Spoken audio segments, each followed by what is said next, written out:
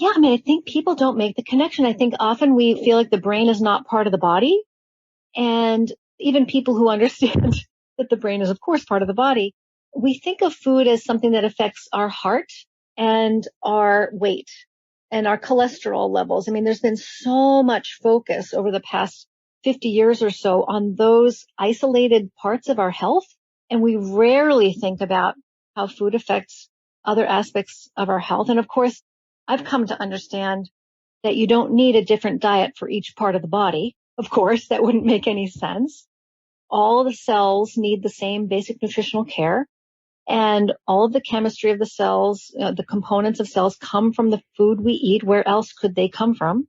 A lot of people think that so much of mental health has to do with our upbringing, our experiences, our mindset, that we have a lot of control over it.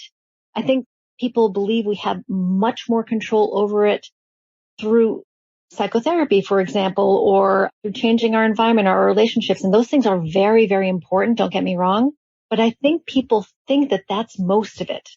I don't think most people realize that if you have a mental illness, it doesn't necessarily mean that you need medication. What if it's simply that you haven't been feeding your brain properly and that the chemical imbalance that you've been told you have is, like so many other chronic illnesses, simply a result of eating the wrong way?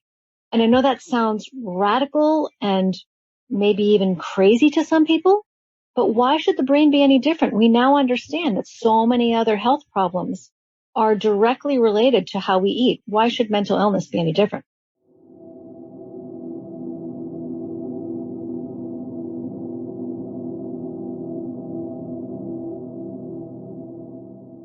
But a lot of the pushback comes from there not being randomized controlled trials of nutrition and mental health, with very, very few exceptions. And there are some people, when a field is new, they're sort of the early adopters and the late adopters. And so the early adopters are really excited to say, well, oh, this is really exciting. What's the harm in trying a change in diet? Think about all the possibilities. And yes, let's learn more and let's try it. Why not? And then there are the late adopters who are very skeptical and very conservative in their thinking, and they need to see a very high level of evidence before they're willing to make a change or even consider making a change in their practice. Annotated and summarized, easy to share with loved ones. The description below the title for this video has these summary points.